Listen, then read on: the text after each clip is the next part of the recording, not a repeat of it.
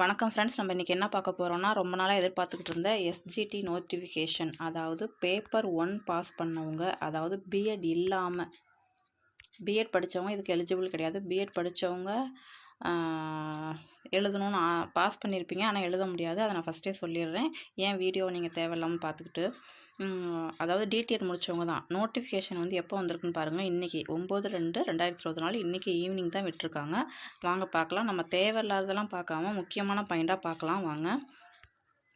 இன்றைக்கி நோட்டிஃபிகேஷன் விட்டுருக்காங்க. Last date எப்போன்னு பார்த்தீங்கன்னா, ஃபஸ்ட்டு ஸ்டார்டிங் அப்ளிகேஷன் ஸ்டார்ட் ஆகிறது வந்து 14/2. அப்பையில் பிப்ரவரி 14 ஸ்டார்ட் பண்ணி March 3 5 PM அதோடு முடிஞ்சிருது. ஓகேங்களா? பேப்பர் 1 சர்டிஃபிகேட் ரொம்ப முக்கியம்.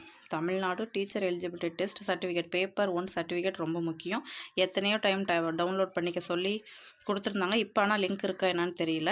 அந்த சர்டிஃபிகேட்டு மற்ற சர்டிஃபிகேட் எல்லாத்தையும் எடுத்து பத்திரமா ரெடியாக வச்சுக்கோங்க.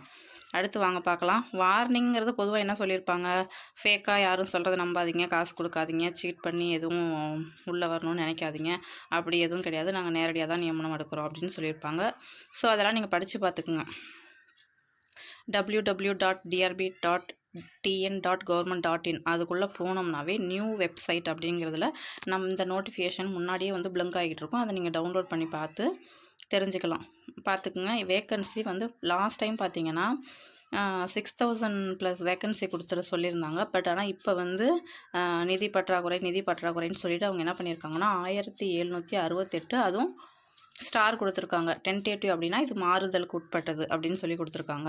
ஓகேங்களா? 2024 SGT Tamil Nadu elementary educational subordinate service.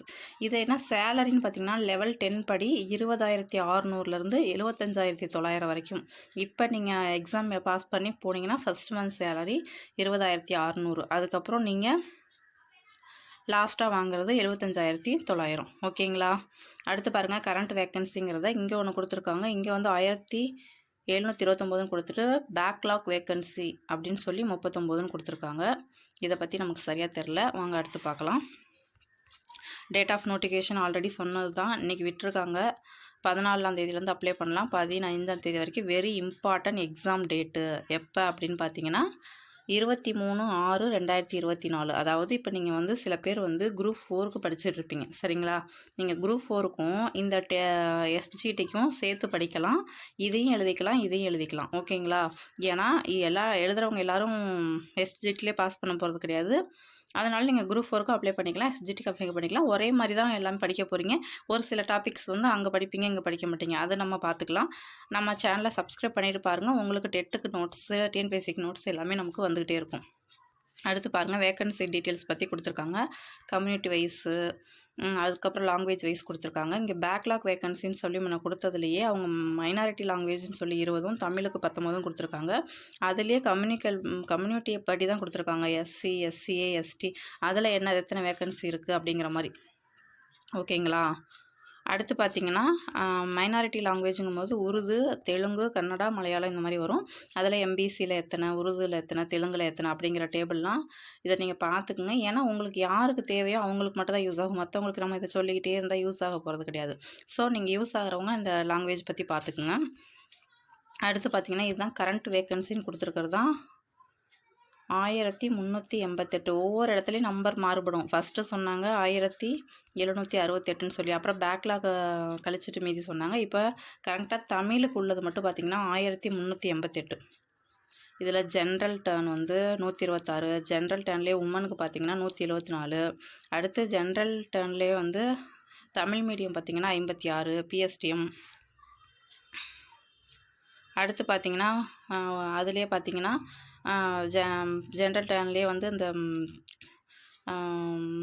கண்ணு காது கேட்காதவர்கள், ஃபிசிக்கலி ஹேண்டிகேப்னு சொல்லுவோம், அவங்களுக்கு உள்ளதெல்லாம் இங்கே கொடுத்துருக்காங்க, பார்த்துக்குங்க. அடுத்து எக்ஸ் சர்வீஸ் மேன், விடோ எல்லாத்துக்கும் கொடுத்துருக்காங்க ஜென்ரலில்.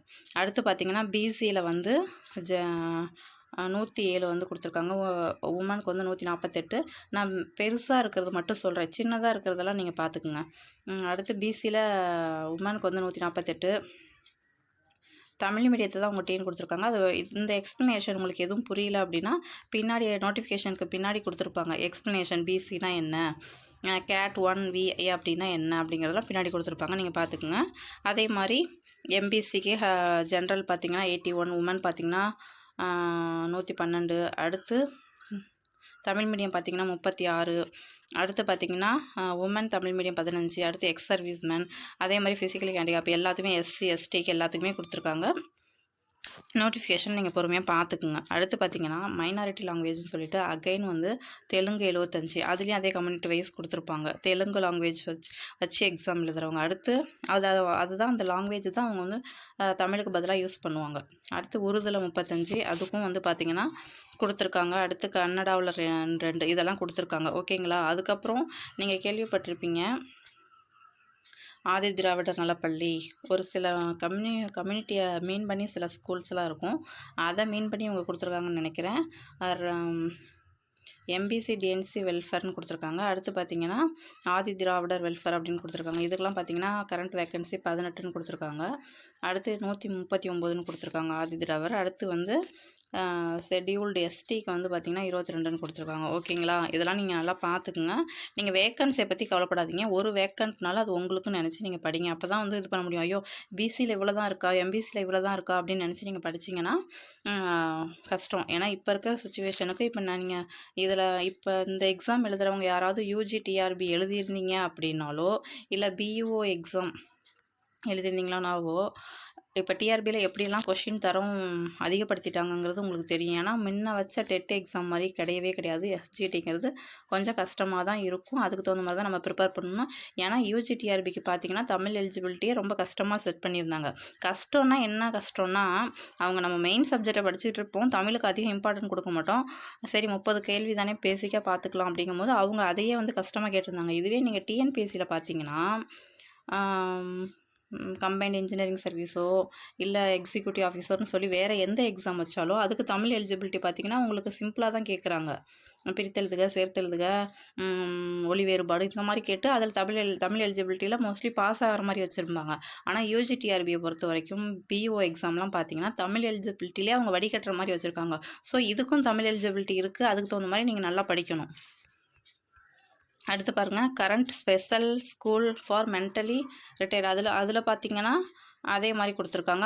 ஆர்த்தோ ஒன்று கொடுத்துருக்காங்க. ஓகேங்களா. இதெல்லாம் இந்த கவர்மெண்ட் ஸ்பெஷல் ஸ்கூல்னு சில இடத்துல இருக்கும், அதுக்கு தகுந்த வேக்கன்சி இதெல்லாம். ஓகேங்களா. அதே மாதிரி சென்னை கார்ப்பரேஷனுக்கு தனியாக கொடுத்துருக்காங்க. தமிழ் லாங்குவேஜ்லேருந்து எக்ஸாம் எழுதுகிறவங்களுக்கு 20, அதே மாதிரி உருதுக்கு 1 அந்த மாதிரி கொடுத்துருக்காங்க. ஓகேங்களா.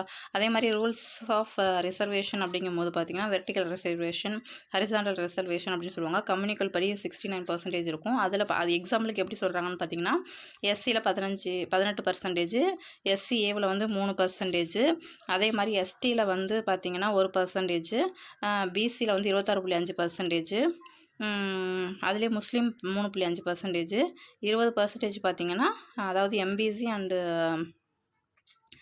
டிஎன்சின்னு சொல்லுவாங்களே அதுக்கு. அதே மாதிரி ஜென்ரல் டர்ன் வந்து 31%. இதெல்லாம் கொடுத்துருக்காங்க. இதெல்லாம் என்னென்னு பார்த்தீங்கன்னா வெர்டிக்கல் ரிசர்வேஷன். ஹரிசாண்டல் ரிசர்வேஷன் அப்படிங்கும் போது தான் இந்த பிஎஸ்டிஎம், உமன் அந்த மாதிரி கேட்டகரி வரும். அதுக்கு கீழே பார்த்தீங்கன்னா என்ன சொல்கிறது, டிஃப்ரெண்ட் ஏபிள்டு பர்சன், விடோ பாருங்க. Reservation in employment for transgender, அதாவது எம்ப்ளாய்மெண்ட்டில் பதிவு பண்ணியிருக்கவங்களுக்கு ஒரு வாய்ப்பு மாதிரி போல், அது என்னன்னு சரியாக தெரியல. அடுத்து பாருங்கள் குவாலிஃபிகேஷனுங்கும் போது பார்த்தீங்கன்னா உங்களுக்கு வந்து நல்லா தெரியும். நீங்கள் வந்து ஃபஸ்ட்டு வந்து பேப்பர் 1 கிளியர் பண்ணியிருக்கணும். அடுத்து அதாவது ஜென்ரல் கேட்டகரிக்கு வந்து பார்த்திங்கன்னா 53 வயசு, மற்ற அனைத்துக்கும் பார்த்திங்கன்னா 58 வயசு. ஓகேங்களா. அதாவது எஸ்சி, பிசி, எம்பிசி எல்லாத்துக்குமே.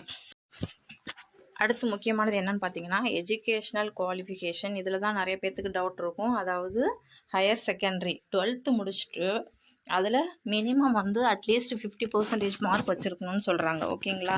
நீங்கள் எந்தெந்த இயரில் படிச்சிங்களோ அதுக்கு தகுந்த மாதிரி 50% மார்க், 2 இயர் டிப்ளமோ கோர்ஸ். அதுக்கப்புறம் பார்த்தீங்கன்னா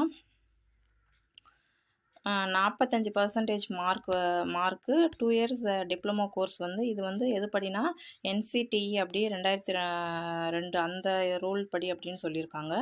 அடுத்து பார்த்திங்கன்னா 50%, சில பேர் 4 இயர்ஸ் கூட படிச்சிருப்பாங்க, பேச்சுலர் ஆஃப் எலிமெண்ட்ரி எஜுகேஷன் சொல்லி. இது எல்லாரும் படிச்சிருக்க வாய்ப்பில்லை, ஒரு சில பேர். அதே மாதிரி பார்த்தீங்கன்னா 2 இயர் டிப்ளமோ இன் எஜுகேஷன் போட்டு ஸ்பெஷல் எஜுகேஷன் கொடுத்துருக்காங்க. இது எல்லாமே பார்த்தீங்கன்னா நீங்கள் 12th முடிச்சுட்டு இந்த டீச்சர் ட்ரைனிங்கை தான் மீன் பண்ணுறாங்க. அதுக்கப்புறம் பார்த்தீங்கன்னா இதில் மெயினானது என்னென்னு பார்த்தீங்கன்னா இதெல்லாம் 6 கொடுத்துருக்காங்க. இதில் ஏதாவது ஒன்று. அடுத்து கண்டிப்பாக பாஸ் பண்ணியிருக்கிறது என்ன அப்படின்னு பார்த்தீங்கன்னா டெட் பேப்பர் 1 சர்டிஃபிகேட் ரொம்ப முக்கியம். நான் பாஸ் பண்ணியிருக்கேன், என்கிட்ட சர்டிஃபிகேட் இல்லை அப்படின்னா ஒன்றும் பண்ண முடியாது. அடுத்து பாருங்கள் ஈக்குவலண்ட் அப்படின்னா இதில் ஒன்று ஈக்குவலண்ட்டுன்னு சொல்லி வேறு எதுவும் இல்லை, கவர்மெண்ட் ஆர்டரில் என்ன கொடுத்துருக்கோ அதுதான் அப்படிங்கிற மாதிரி சொல்ல வராங்க. அடுத்து பார்த்திங்கன்னா அந்த குவாலிஃபிகேஷனே வந்து எப்படி மீன் பண்ணுறாங்கன்னா 10th 2 இயர்ஸுங்கிறது 12th, அதுக்கப்புறம் 2 இயர்ஸ் டிப்ளமோ கோர்ஸ். அடுத்து 10 + 3 + 2 அப்படிங்கிறது எதை மீன் பண்ணுறாங்க அப்படின்னு பார்த்தீங்கன்னா சில பேர் வந்து அதுக்கு முன்னாடியே இந்த டிப்ளமோ முடிச்சிருப்பாங்க, அதை மீன் பண்ணுறாங்க. அதுக்கப்புறம் பார்த்திங்கன்னா 10th 12th 4 இயர்ஸ் டிப்ளமோ இதை தான் இந்த கேட்டகரியில் கொடுத்துருக்காங்க. சில பேர் யூஜி முடிச்சுட்டு கூட படிச்சிருப்பாங்க. அதாவது 10th 12th 3 வருஷம் காலேஜ் முடிச்சுட்டு கூட டீச்சர் ட்ரைனிங் படிச்சிருப்பாங்க. இது எல்லாத்தையும் அவங்க மீன் பண்ணுறாங்க. மற்றபடி பிஎடை பற்றி இதில் சொல்ல வரலை.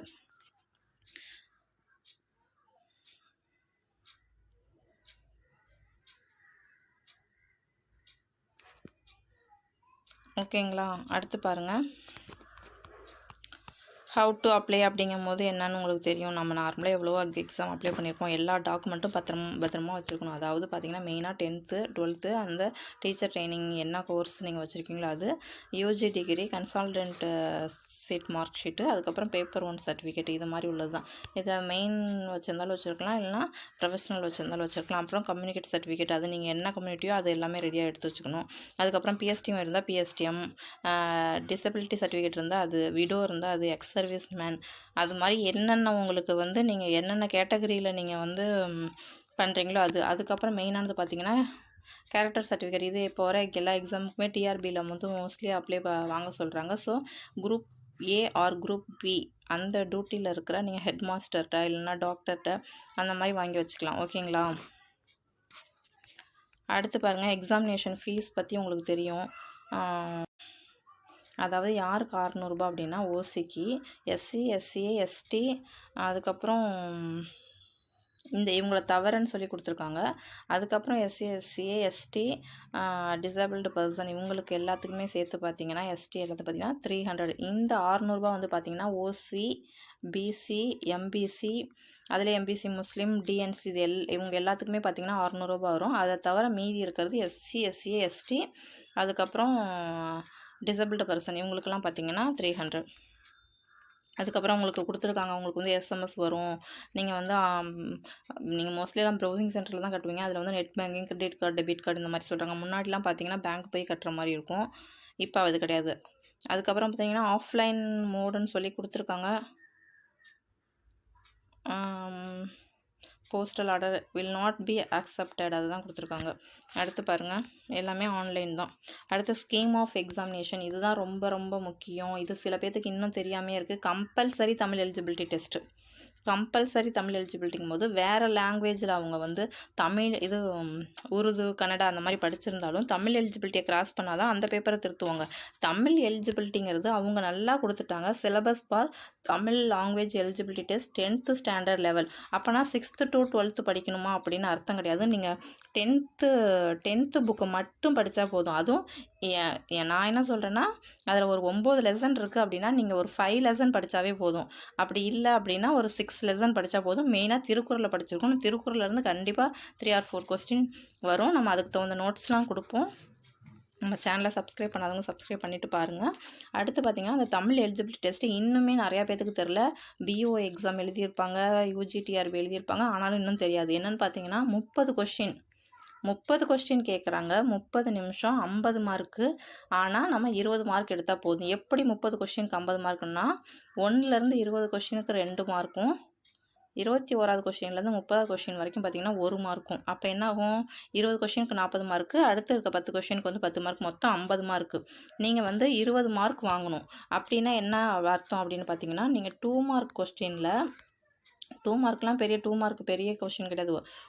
அப்ஜெக்டிவ் டைப்பு தான் 2 மார்க்கு. அதில் வந்து பார்த்தீங்கன்னா நீங்கள் வந்து ஒரு 7 ரைட்டுன்னு வச்சுக்கோங்க. உங்களுக்கு என்ன கிடைக்கும்? 7 2 14 மார்க் கிடைக்கும். அப்போ 1 மார்க்கில் ஒரு 6 ரைட்டாக இருந்திருக்கணும். அப்போ தான் உங்களுக்கு என்ன கிடைக்கும் அப்படின்னு பார்த்தீங்கன்னா 20 மார்க் கிடைக்கும். இல்லை நான் 10 கொஷின் வந்து 2 மார்க்லேயே ரைட் அப்படின்னா நீங்கள் எலிஜிபிள். இல்லை நான் அதில் வந்து 5 கொஷின் தான் ரைட்டு 2 மார்க்கில், 2 10 தான் வரும் அப்படின்னா மீதி இருக்க 10 கொஷினுமே நீங்கள் ரைட்டாக இருந்தால் தான் எலிஜிபிள். புரியுதுங்களா? அப்போ கொஸ்டினை நல்லா படிக்கணும். நீங்கள் 10th புக்கை நல்லா கவர் பண்ணணும் தமிழ் எலிஜிபிலிட்டிக்கு.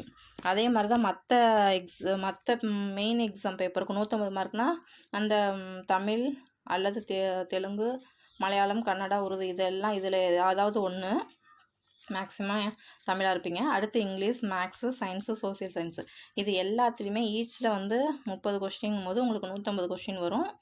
150 மார்க்கு, 3 மணி நேரம் எக்ஸாமு. அதில் பார்த்தீங்கன்னா ஜென்ரல் கேட்டகரி அப்படிங்கும் போது 60 மார்க் எடுத்திருந்தால் தான் உங்கள் எலிஜிபிள் லிஸ்ட்லேயே நீங்கள் வருவீங்க, உங்கள் பேர் வரும். அடுத்து மற்ற இதை தவிர அதர்ஸ் எல்லாமே பார்த்தீங்கன்னா 45 மார்க் எடுத்தால் தான் எலிஜிபிளில் வருவீங்க. பட் இதெல்லாம் எடுத்தால் போதுமானா கிடையவே கிடையாது. 150க்கு நீங்கள் உங்களால் முடிஞ்ச அளவுக்கு ஹை லெவல் மார்க்கை கொடுக்கணும். ஓகேங்களா? அடுத்து பாருங்கள், அதான் மினிமம் எலிஜிபிலிட்டி மார்க்ஸில் பற்றி நம்ம சொல்லிட்டோம். இப்போ பார்த்துட்டிங்க. அடுத்து ஸ்கீம் ஆஃப் செலெக்ஷன் பார்த்தீங்கன்னா கம்பல்சரி தமிழ் எலிஜிபிலிட்டியில் பாஸ் பண்ணியிருக்கணும். ரைட்டன் எக்ஸாம் எழுதி அதுக்கப்புறம் சர்டிஃபிகேட் வெரிஃபிகேஷன், அதுக்கப்புறம் உங்களுக்கு வேலை தான். நீங்கள் நல்லா ஹை லெவல் மார்க் வாங்கியிருந்தீங்கன்னா ஓகேங்களா? அவ்வளோதான். ரிசல்ட் வந்து ஃபைனல் கே அப்ஜெக்ஷன் எல்லாத்தையுமே அனௌன்ஸ் பண்ணிவிட்டு தான் கடைசியாக தான் சிவிக்கு கூப்பிடுவாங்க. அந்த சிவிங்கிறது வந்து இது ரொம்ப முக்கியம். மார்க் கொடுக்குறாங்க பாருங்கள். 2012 பாஸ் பண்ணியிருந்தீங்க அப்படின்னா 5.5 மார்க், 2013 5 மார்க்கு, 2017 3 மார்க்கு, 2019 2 மார்க்கு, இப்போ கரண்ட்டில் 2022 பாஸ் பண்ணியிருந்தீங்கன்னா 0.5 மார்க்கு. அதை கூட ஒரு ஒன்றா ரவுண்ட் பண்ண முடியல. ஓகே, அடுத்து பார்த்தீங்கன்னா அடுத்து என்ன கடைசியாக பார்க்குறோம் அப்படின்னு பார்த்தீங்கன்னா செலெக்ஷன் வந்து 1:1.25, அதாவது 4 பேர் தேவைன்னா 5 பேரை கூப்பிடுவாங்க, 40 பேர் தேவை அப்படின்னா 50 பேரை கூப்பிடுவாங்க. 1:1.25. ஓகே, அவ்வளோதான் ஃப்ரெண்ட்ஸ். நல்லா பார்த்துக்குங்க. நான் வந்து பேப்பர் 1 பாஸ் பண்ணியிருக்கேன். ஆனால் நான் பிஎட் தான் முடிச்சிருக்கேன், டீச்சர் ட்ரைனிங் முடிக்கல. ஸோ நான் எலிஜிபிள் கிடையாது. நான் யூஜிடிஆர்பி எழுதியிருக்கேன், ஆனால் நான் சரியாக அந்தளவுக்கு எழுதலை. ஸோ நம்ம போடுற வீடியோஸ் உங்களுக்கு யூஸ் ஆகிற மாதிரி தான் இருக்கும். நீங்கள் சப்ஸ்கிரைப் பண்ணிவிட்டு பாருங்கள். நம்ம சேனலை உங்கள் ஃப்ரெண்ட்ஸுங்களுக்கெலாம் ஷேர் பண்ணுங்கள். Thank you all.